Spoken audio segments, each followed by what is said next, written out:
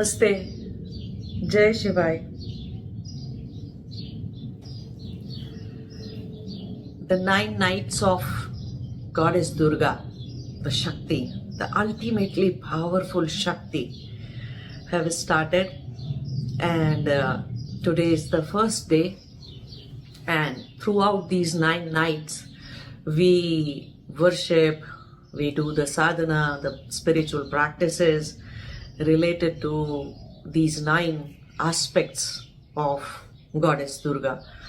And that's the reason they are called as either Navdurga, Nav means 9 Durga, or 9 aspects of Durga, Goddess Durga, or in some places they are also referred to as 9 aspects of Goddess Parvati, the Shakti aspects of Shiva is Parvati. And you can either focus on, external worship that most families in India do. Indian culture, it is done. And different states, different regions in India have different aspects of goddess and different way of doing the external worship, the puja, and different way to culminate it on the 8th day. Either we call it Ashtami or Navami or 9th day. Different ways of doing things. So if you are doing an external worship, you can do it in the way your family has always done it, and it is done in your family, in your through your ancestors, the way they have done it. So you can do it according to those kind of rituals and way of worshipping, the things that you have to do, the Kalash Sthapana, we also call it Ghata Sthapana. So you can go by that. But those who are seekers, this is a time of possibility, tremendous possibility for spiritual seekers. And then for spiritual seekers, it is not necessary to do any external worship if they have reached a certain level. This does not apply to everybody, and you are the best knower about where you are in your journey. So if you have reached a certain level where all your remaining other spiritual practices have gone inside, are being done internally by you, then you can pay less attention to the form, to the imagery, to the murti, to the external aspect of this Shakti.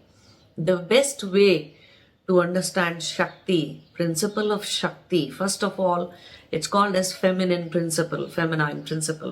But it has nothing to do with the feminine as a gender.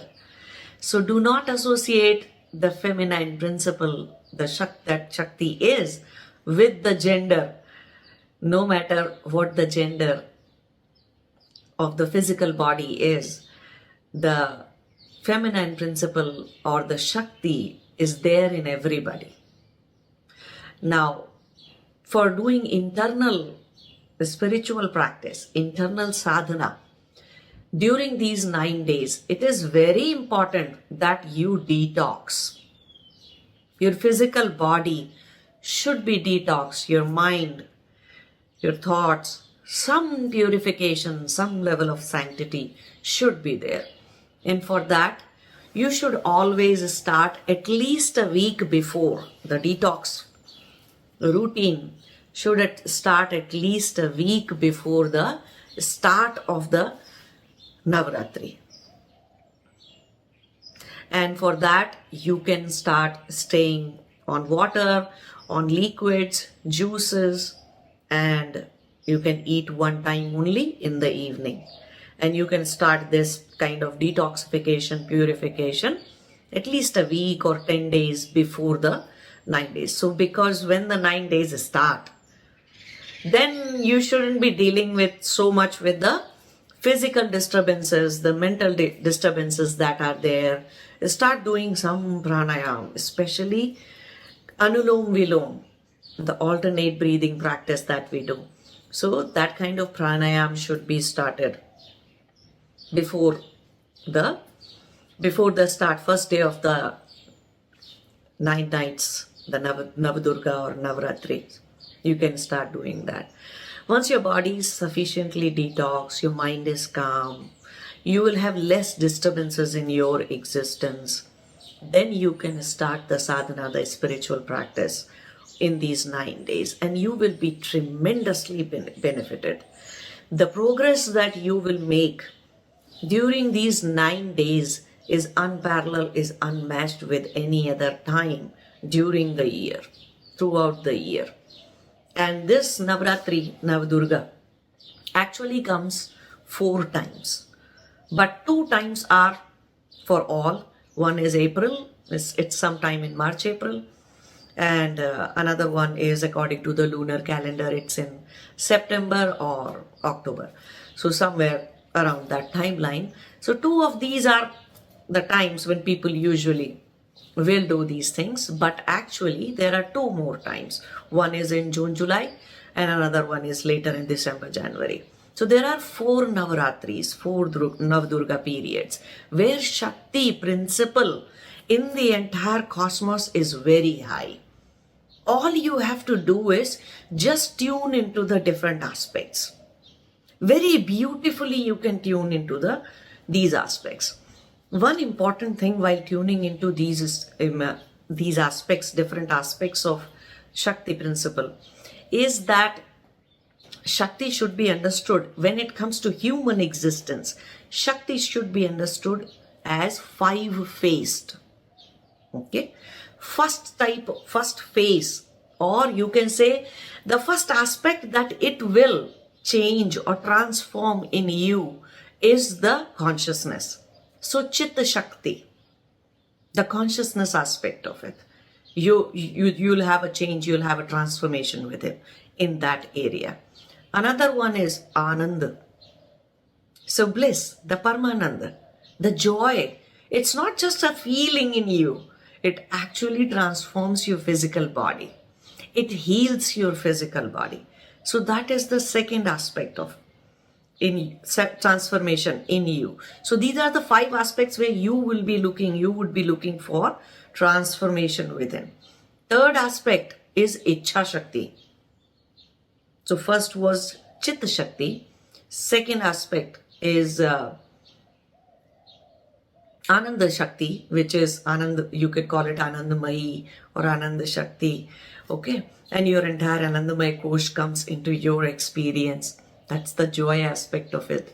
And third one is Ichha Shakti, the power to will.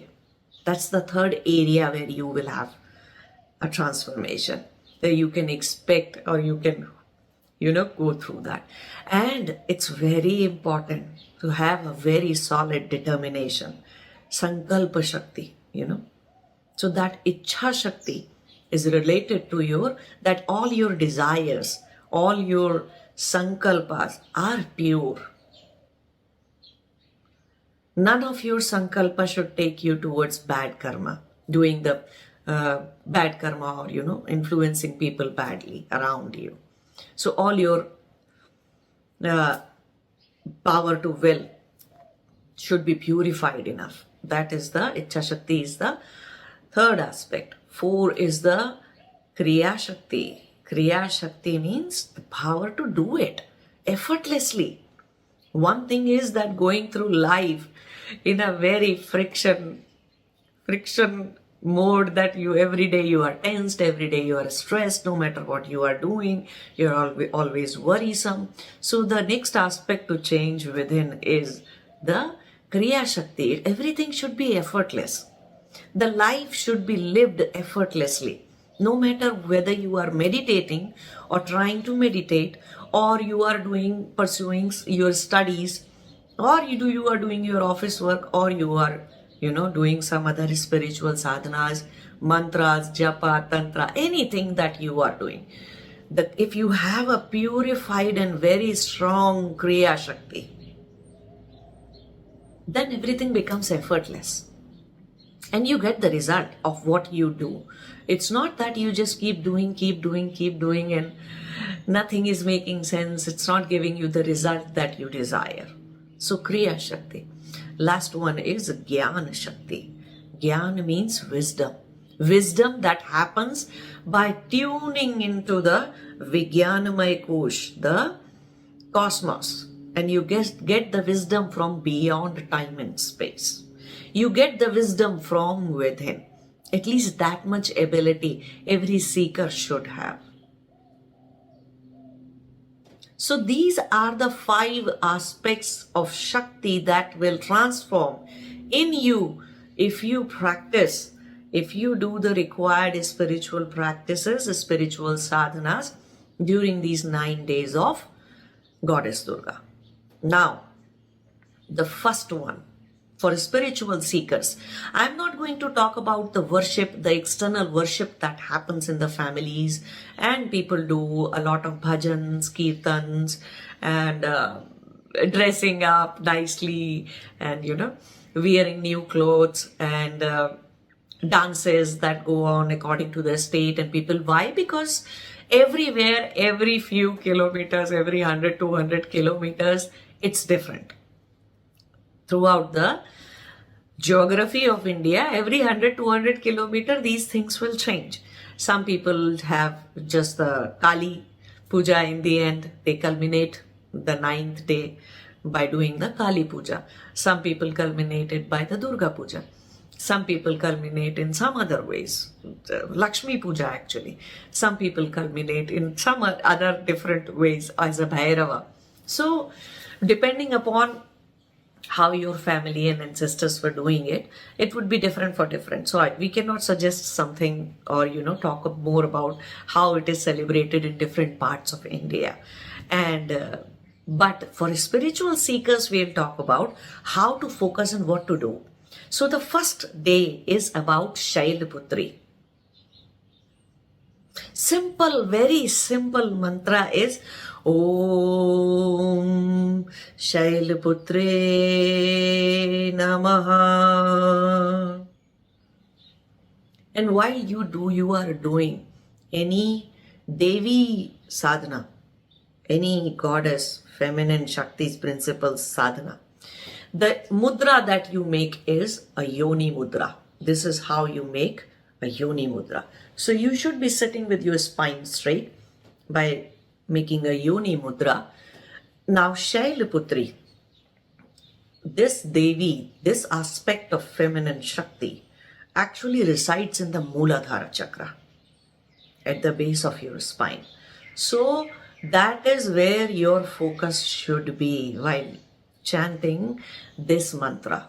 And you can chant this mantra or you can just focus there and become one with the goddess. For that you have to understand a little bit of things, that the name Shailputri comes from because Ma Durga, Ma Parvati, different aspects of Shakti, when we are referring to their different manifestations, we call them Durga and Parvati. So when she manifested as a daughter of Himalaya, the mountain, the Himalayas, when she manifested as the daughter of that, she was hard, a rock, and as powerful as a mountain could be. And she's the epitome of Shakti actually. So that mountain, that is what you have in your root chakra, in your Mooladhara chakra.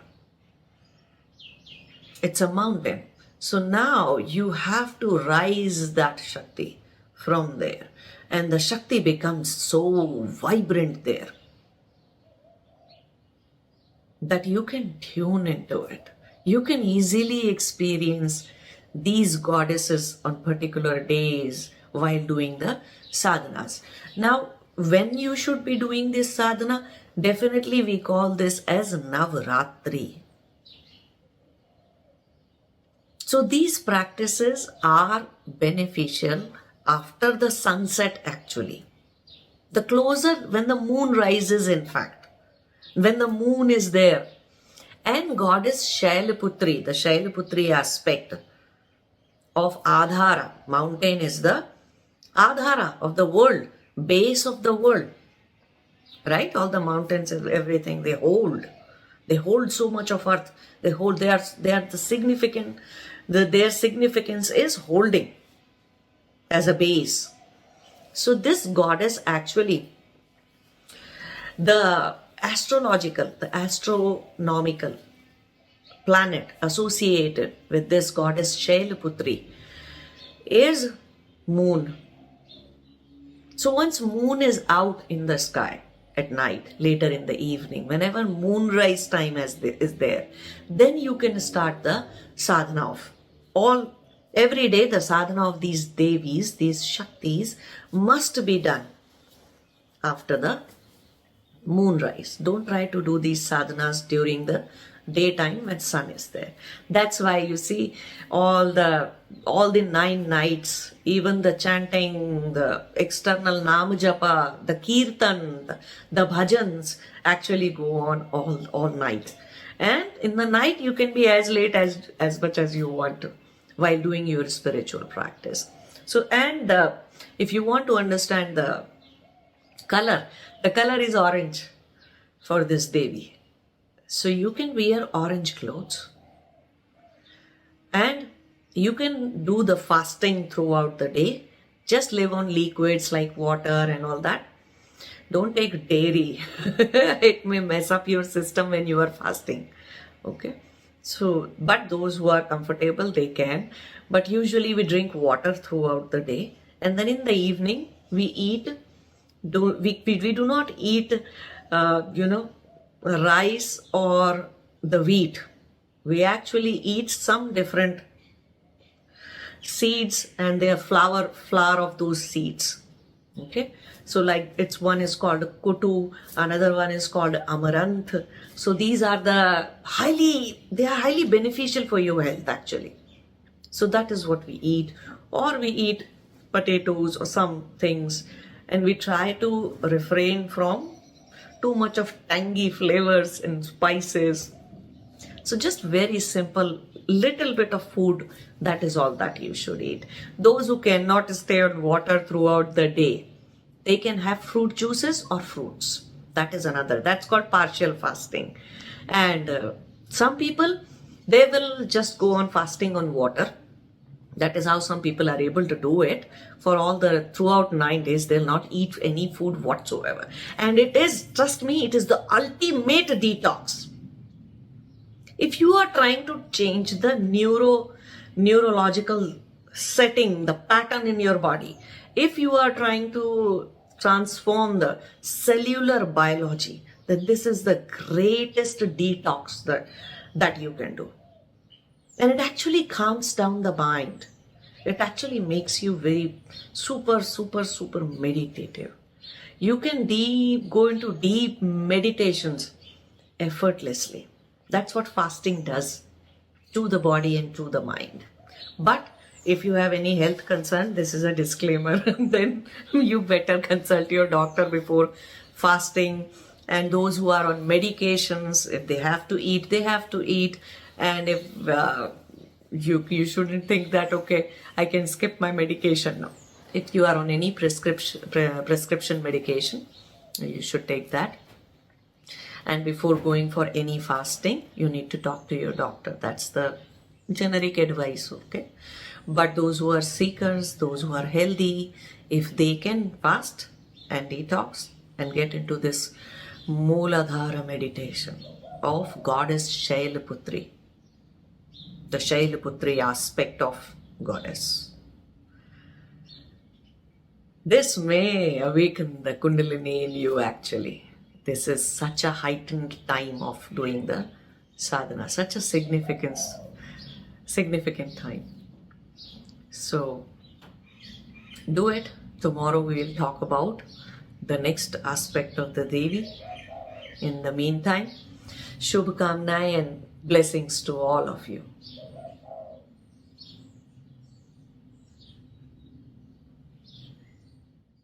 Oh.